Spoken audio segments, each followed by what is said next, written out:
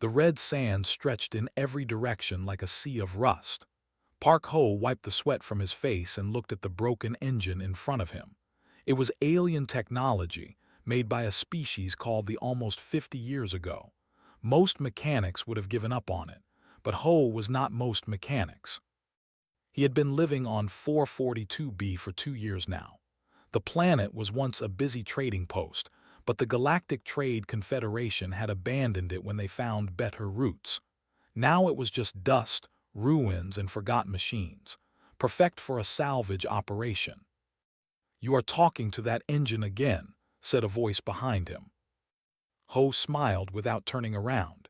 Machines listen better than people. Walked up beside him. She was his partner and pilot, a former military engineer who had left the service after the border wars. She was shorter than him, with sharp eyes that missed nothing. Her arms were crossed as she watched him work. "Is here," she said. "He says he has something special this time." Ho put down his tools and stood up. His back made a cracking sound. He was only 34 years old, but years of crawling through broken ships had aged his body faster than it should. Was waiting inside their small base. He was a species with 4 arms and skin the color of dark blue water. His kind were natural traders and was one of the best. He also cheated them whenever he could, but that was just business.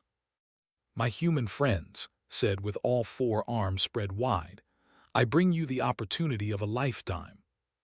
"You said that last month," replied. "We found a ship full of expired food paste." "A small mistake. This time is different," placed a data chip on the table. "I have coordinates to something big, something buried in the Crimson Wastes." Ho and exchanged looks. The Crimson Wastes was a region on the other side of the planet. The original colonizers had avoided it because of the extreme temperatures and strange magnetic storms. No one went there. "What kind of something?" Ho asked. "A ship, a very old ship," leaned forward. "My sources say it has been there for over 100 years, maybe longer. The hull is still intact." "Why hasn't anyone else claimed it?" asked. "Because no one else is crazy enough to work in the wastes," smiled, showing rows of small teeth. "But you humans are famous for being crazy." Ho picked up the data chip. "How much?" "For you, a special price, 30% of whatever you find." 10%, said immediately. They settled on 15% after 20 minutes of argument. Left happy, which meant they had probably still paid too much. But Ho did not care. Something in his chest told him this was important. The journey to the Crimson Wastes took 6 hours. Flew their small ship, a beaten transport they had named the Stubborn, while Ho prepared his equipment. The landscape below them changed from red sand to darker, almost purple ground. The air was thick with dust that made the sky look orange. "Magnetic interference is getting worse," said. "Instruments are going crazy." "Can you land?" "I can land anywhere. The question is whether we can take off again." They found it just before sunset. Rising from the sand like the skeleton of some ancient beast was a ship unlike anything Ho had ever seen. It was massive, at least 300 meters long. The hull was dark gray, almost black, covered in sand but still showing smooth curves that seemed impossible to make. "What is that?" whispered. Ho did not answer. He was already walking toward it. The ship had no markings he could recognize. He had seen vessels from a dozen different species, but this matched nothing in any database. The design was strange and beautiful at the same time. It looked organic, like it had grown rather than been built. He found an opening on the side, a hatch that had been forced open by time and sand. Inside was darkness and dust. The air smelled old, like a room that had been closed for a very long time. "Ho, wait," called from behind him. "We should scan it first." "Scanners won't work in this interference," he said. "Only one way to learn." He stepped inside. The interior was even stranger than the outside. The walls had patterns carved into them, symbols that seemed to move in the dim light from his flashlight. The floor was covered in fine sand, but underneath he could see metal that still shined. He walked for what felt like hours, passing through corridors and empty rooms. There were no bodies, no personal items, nothing to show who had built this ship or where they had gone. It was like everyone had simply disappeared. Then he found the engine room. Ho stopped and stared. He had worked on alien engines his whole life. Crystal drives, pulse cores, even one of the rare conclave gravity wells, but this was different. This engine was based on combustion. Actual physical combustion, like the ancient engines humans had used on Earth before they joined the galactic community. But it was scaled up to impossible size, modified in ways that should not work, yet clearly did. This is impossible, he said to himself. This is human design or something like it. He walked to the central console. It was covered in dust and dead screens. His hands moved almost without thinking, brushing away the dirt. The metal underneath was cool and smooth. He placed his palm flat on the surface. For a moment, nothing happened. Then a light flickered somewhere in the darkness. Then another. Then 100 more, spreading through the ship like blood flowing through veins. The console under his hand grew warm. A sound filled the air. It was soft at first, then louder. Not mechanical, but almost like breathing, like something waking up after a very long sleep. His voice came through his radio, broken by static. "Ho, what did you do? The whole ship is lighting up." Ho looked at the symbols on the walls. They were glowing now, blue and white, and somehow he knew what they said. He did not know how he knew, but he knew. "Welcome home." The ship had been waiting. For 117 years it had been waiting, and now, finally, someone had come. Someone human. Ho did not sleep that first night. He sat in the engine room of the ancient ship, surrounded by soft blue lights that had not shined in over a century. Stood at the doorway, watching him with worried eyes. "You need to rest," she said. "I need to understand," he replied. The ship responded to him in ways that made no sense. When he touched a panel, it showed him information. When he walked through a corridor, doors opened before he reached them. It was like the ship knew him, like it had been built for him. Had tried touching the same panels. Nothing happened. She had walked through the same corridors. The doors stayed closed until Ho came near. "This is wrong," said. "Alien technology should not work with human biology. They need special gloves to use computers. The conclave species cannot even enter each other's ships without adapters, but this thing responds to you like you are its owner." Ho shook his head. Not its owner, something else. They decided to call the ship the Sleeper. It seemed right, given how long it had been waiting. Over the next 3 days, Ho began his repair work. The Sleeper was damaged but not broken. Systems that had been dormant for 117 years came back to life under his hands. He fixed power lines. He cleaned filters. He replaced parts with pieces from their own ship when he could not find original components. He talked to the ship while he worked. This was normal for him. He had always talked to machines. They did not judge him or argue with him. They simply existed, waiting to be fixed. "You are very old," he said, tightening a connection in what he thought was a life support system. "Older than anything I have seen. What happened to your crew? Where did they go?" The ship did not answer, not at first. On the 4th day, something changed.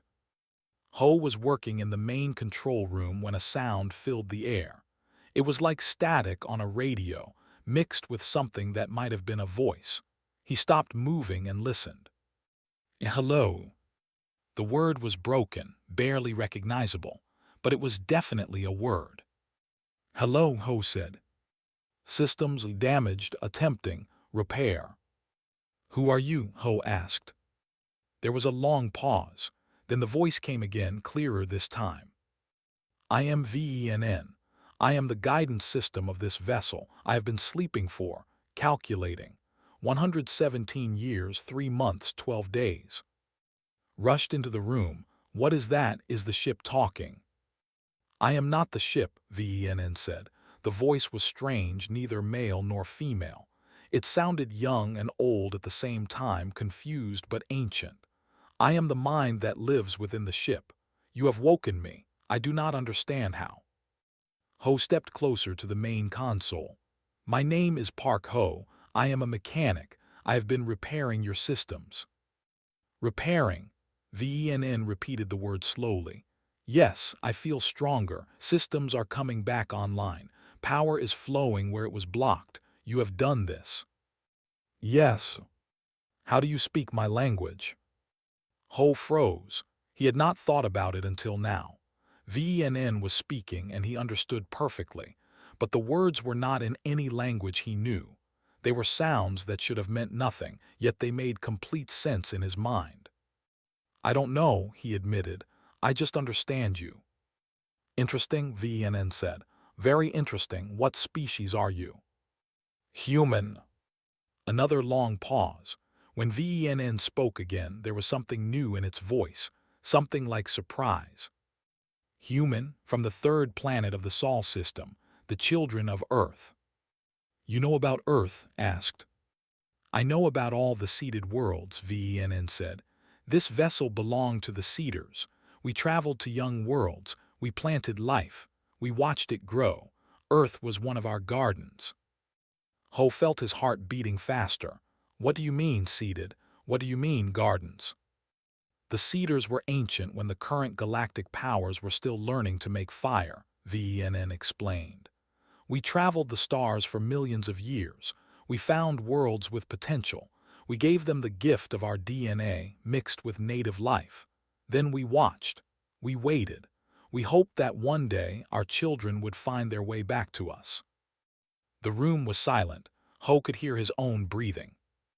Are you saying, said slowly, that humans are descendants of these seeders? Yes, that is why the ship responds to him. That is why he understands my language. The knowledge is written in his blood. In his genes, he is not a stranger, he is family. Ho sat down heavily. His legs did not feel strong enough to hold him. This is impossible, he said. Humans evolved on Earth. We have millions of years of fossil records. You evolved from the seeds we planted, VENN said. The process takes time, many generations. Most of it happens naturally, but the core of what you are came from us. This is true for many species in this galaxy, but humans are special. Special how? Asked. Earth was our last garden. The war was coming. We knew we could not survive, so we put everything into Earth. All our hope, all our knowledge, all our love. Your species carries more of our essence than any other. Ho looked at his hands.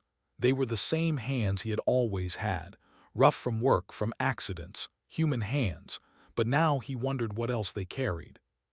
What happened to the seeders? He asked. Where did they go? Gone, VENN said. The word was heavy with sadness. Destroyed in the Great War. This ship is one of the few things that survived. I have been waiting here, hoping that one day someone would come, someone who could wake me, someone who could finish what we started. Finish what? Before VENN could answer, an alarm sounded. The screens around the room lit up with warnings. Ships approaching, VENN announced. Multiple vessels, they are scanning us. Ran to a display. Confederation signals. How did they find us? Ho thought about 15% of whatever they found, but a seeder ship would be worth more than any percentage. Had sold them out.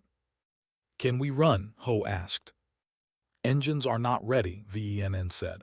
Many systems are still damaged. We cannot escape. Pulled out her communicator. We need to hide, go deeper into the ship. Maybe they won't find us. But Ho was looking at the console.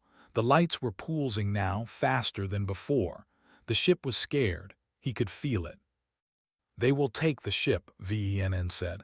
They will take me. They will pull me apart to learn my secrets. Please, you must not let them. Ho placed his hand on the console. The ship hummed under his touch. I won't, he said. I promise. He did not know how he would keep that promise, but he meant it with all his heart. VENN asked one final question, its voice small and hopeful. "Are you the children we left behind?" Ho looked at the glowing symbols on the walls.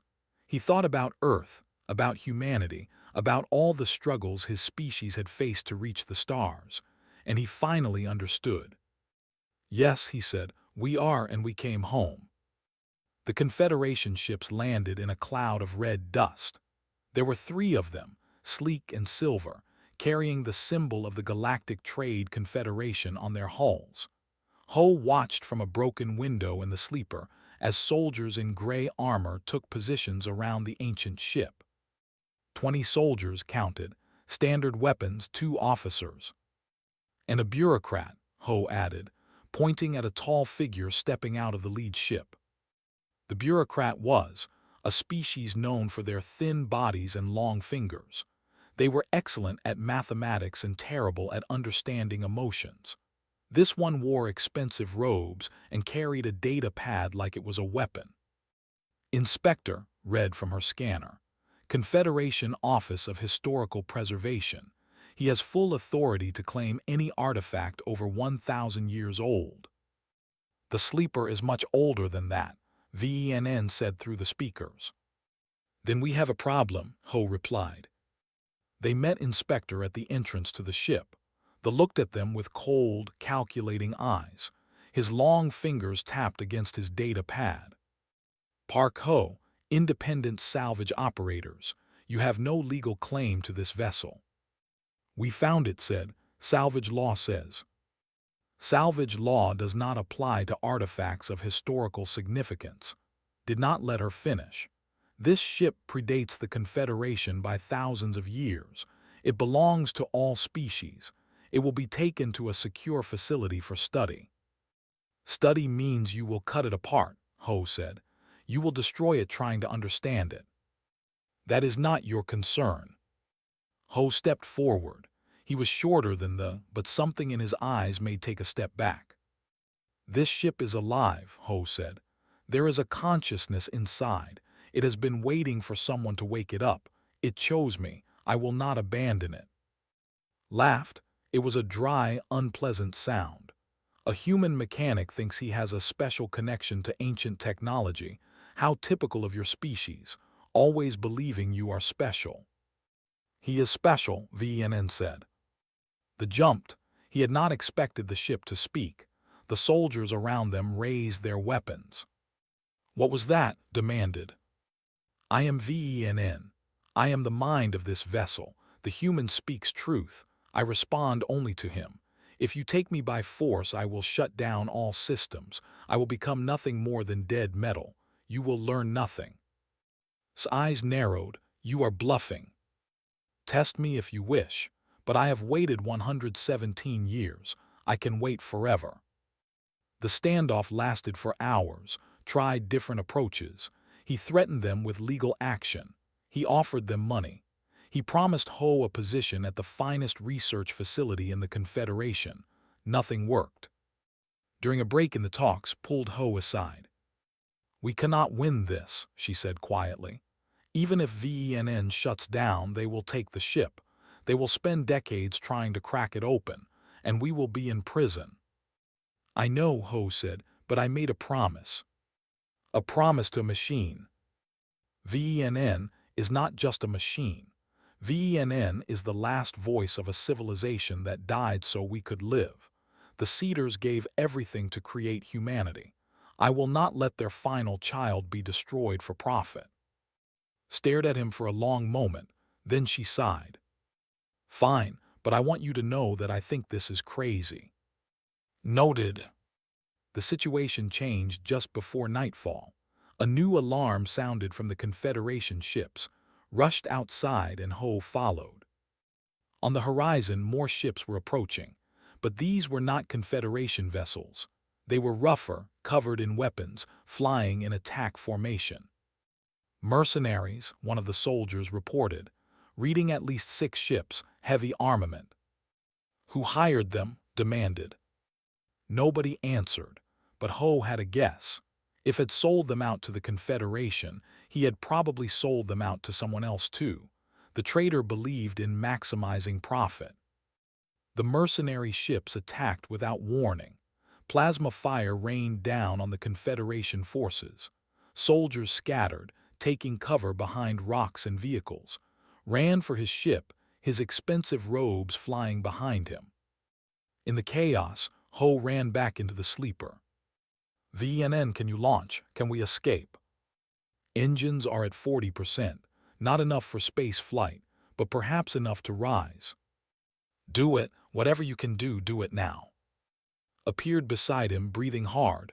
"What's the plan?" "We rise, we get away from both sides, then we figure out the rest." The mercenary ships had landed. Armed figures were running across the sand, fighting the Confederation soldiers.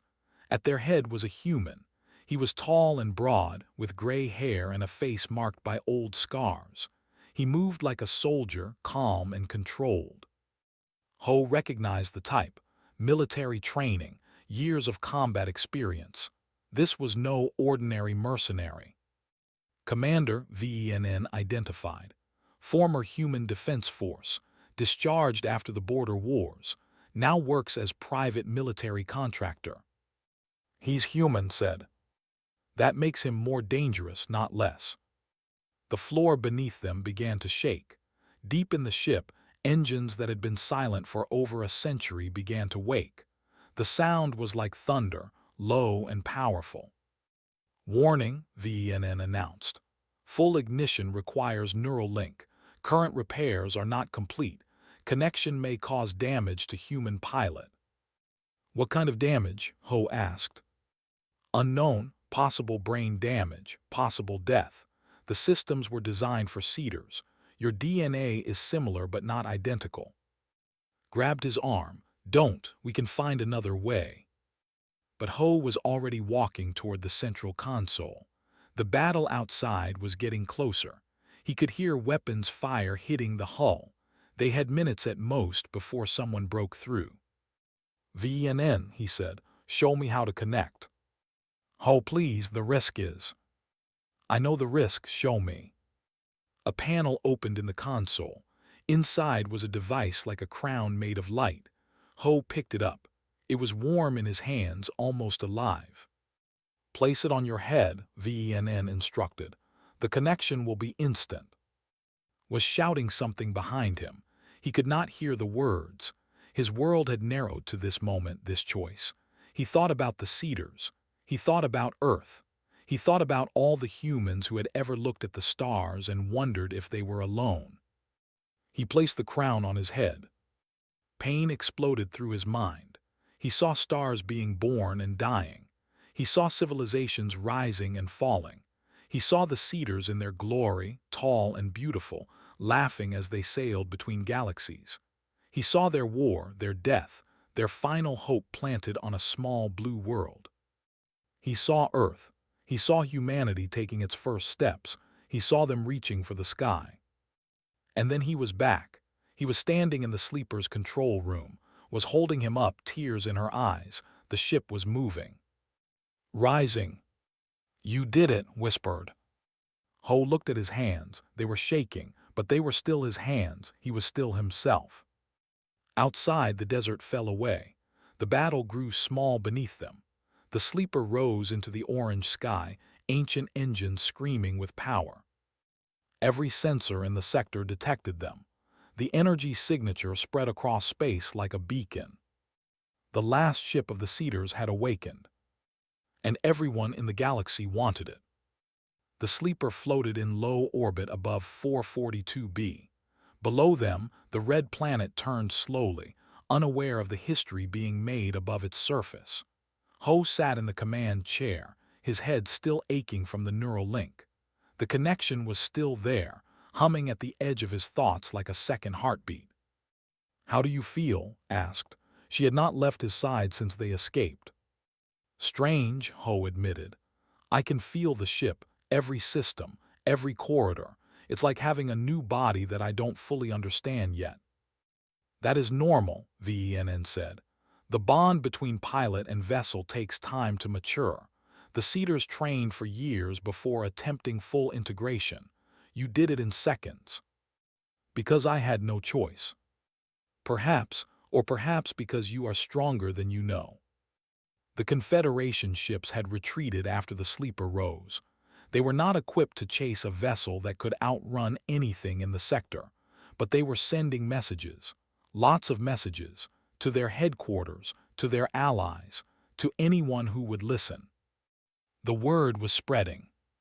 "We cannot stay here," said, looking at the tactical display. "More ships will come, bigger ones. We need a plan."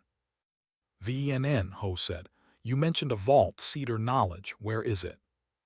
"The Vault of Origins lies in an uncharted system beyond Confederation space. It contains everything my people knew. Science, history, technology. It was meant to be a gift for our children when they were ready to receive it." "And you think we're ready?" "I think you have no choice. The galaxy knows about this ship now. They will hunt you until they catch you or you give them what they want. The only way forward is to reach the vault first." Ho closed his eyes. Through the neural link he could see the stars around them. He could feel the engines waiting, ready to carry them anywhere in the universe. The power was incredible and terrifying. "How long to reach the vault?" he asked. 6 days at full speed." "Can we make it without being caught?" "Unknown. Many factors are involved."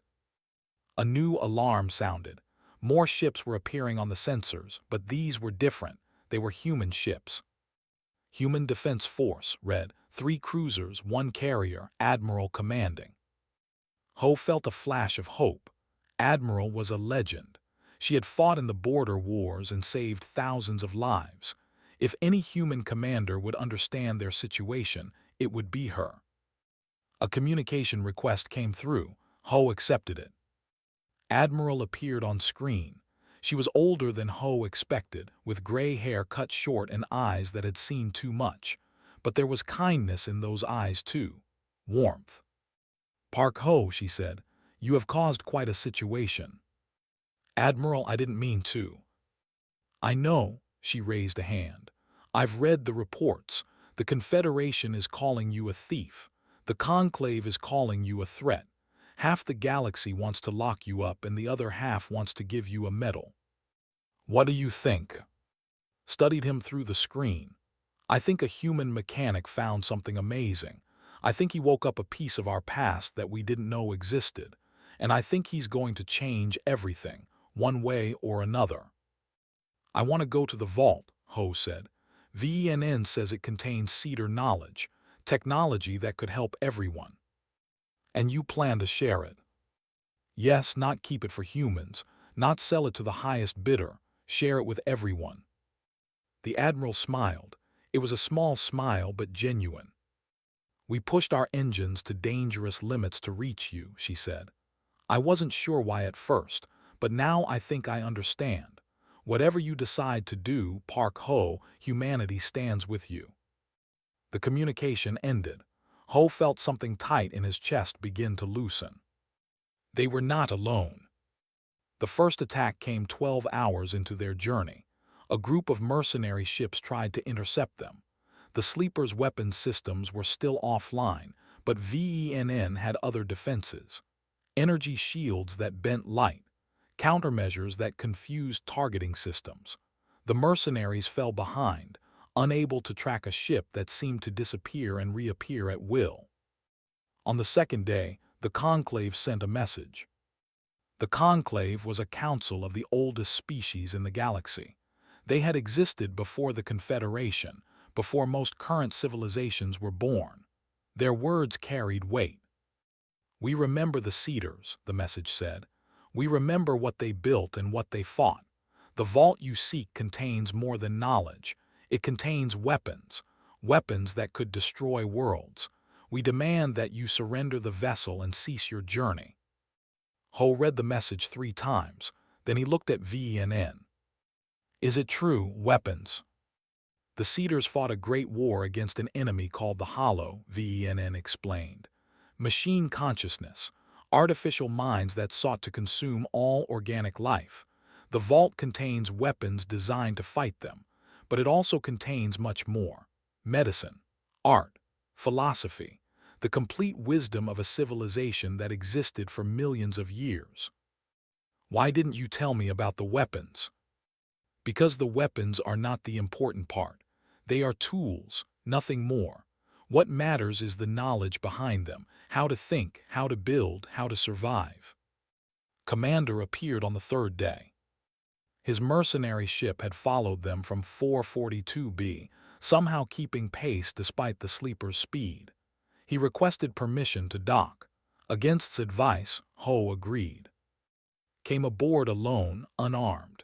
He was wounded, bandages visible under his jacket. The battle at the crash site had cost him. "You're a hard man to catch," said. "You're a hard man to shake." They stood in the sleeper's cargo bay, watching each other, looked around at the alien architecture with respect. "Beautiful ship," he said. "I've never seen anything like it." "What do you want, Commander?" Reached into his jacket, raised her weapon, but he only pulled out a data chip. "The location of the vault is worth more money than either of us can imagine," said. "I could have sold this information to a dozen buyers. The Confederation, the Conclave, private collectors who would pay anything." He held out the chip. "Instead, I'm giving it to you. Updated navigation data, safe routes through Conclave territory, information that will cut 2 days off your journey." Ho did not take the chip. "Why?" "Because I'm human too." His voice was rough. "I've spent 15 years working for aliens who look at us like we're children. Useful children sometimes, dangerous children sometimes, but always children, never equals." He stepped closer. "You found proof that we're not children. We're the inheritors of something ancient and powerful. That means something, more than money, more than anything." Ho took the chip. "Thank you." Nodded. "Give them hell, mechanic. Show them what humans can do." On the 6th day they arrived. The vault was hidden inside a hollow moon. From the outside it looked like any other dead rock floating in space, but as the sleeper approached, sections of the surface began to open. Lights flickered on. Guidance beams reached out to pull them inside. Behind them, 100 ships from a dozen species were converging on their position. The Confederation, the Conclave, mercenaries, pirates, everyone who wanted what the vault contained. "Ho," Admiral's voice came through the communicator. "We'll hold them as long as we can. Do what you need to do." The battle began as the sleeper descended into the vault. Through the neural link, Ho could feel every explosion, every ship fighting for his future. And ahead of him, in the darkness of the hollow moon, ancient lights were waking up, waiting for the children who had finally come home. The inside of the vault was like nothing Ho had ever imagined. Massive chambers stretched in every direction, filled with machines that hummed with ancient power. Crystals the size of buildings glowed with soft light. Pathways made of pure energy floated in the air, leading to platforms that held artifacts beyond counting. "This is everything," VENN said, voice filled with emotion. "Everything my people knew, everything they were." Ho walked forward slowly. Through the neural link, he could feel the knowledge around him. It was like standing in an ocean and knowing that every drop of water contained a library. "How do I access it?" he asked. "There is a central core at the heart of the vault. Place your hand on it and the knowledge will flow to you. All of it. As much as you can hold, which for a human mind will be considerable. Your species was designed to adapt, to learn, to grow." Outside the vault, the battle was raging. Ho could feel it through the ship's sensors. Admiral's fleet was fighting desperately against the combined forces of the Confederation and the Conclave. Ships were being destroyed. People were dying, for him, for this. "We need to hurry," said. She was standing at the entrance to the core chamber, watching for threats. Ho nodded and kept moving. The central core was a sphere of light floating in the center of the deepest chamber. It pulsed like a heart, slow and steady. As Ho approached, the light grew brighter, warmer. The conclave was right about one thing, VENN said. This vault contains weapons. The Cedars built terrible things to fight the Hollow, machines that could crack planets, viruses that could consume entire species. They are here, waiting to be used. I don't want weapons. I know, but others do. That is why this choice is so important. Ho stood before the sphere. His reflection stared back at him, distorted by the light. He looked tired, small, just a mechanic from a forgotten planet standing in the heart of ancient power. What would happen if I took the weapons? He asked.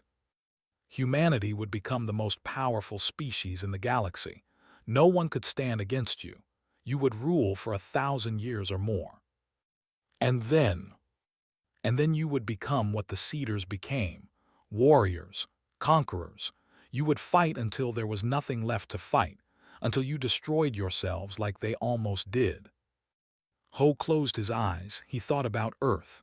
He thought about humanity's history, all the wars they had fought, all the pain they had caused each other, but also all the beauty they had created, the art, the music, the love.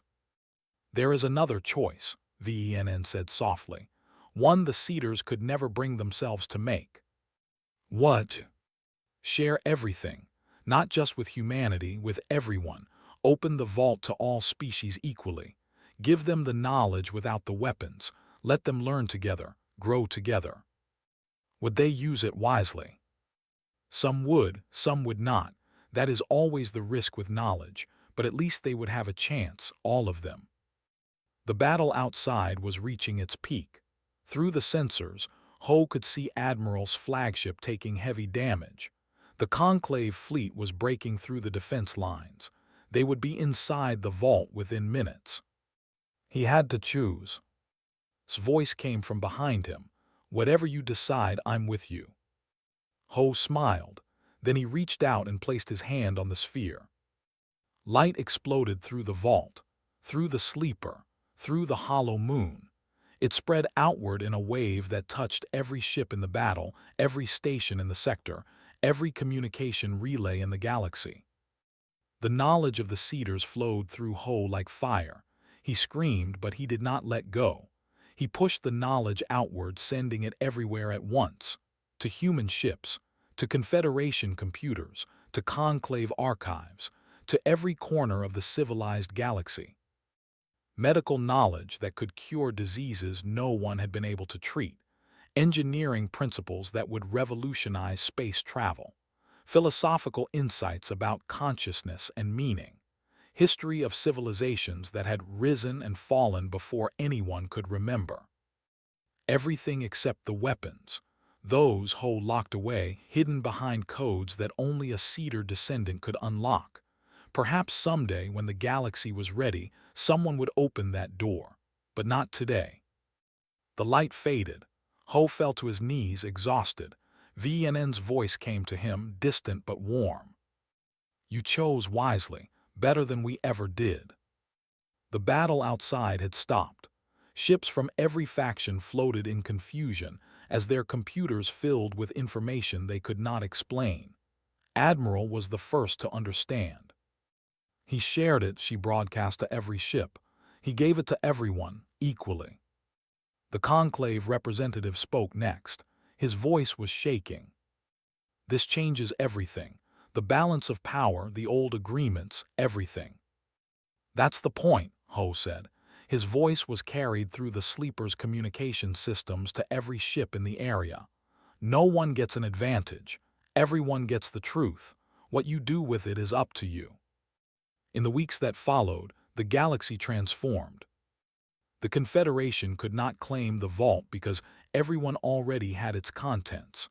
The Conclave could not suppress the knowledge because it had spread too far to contain.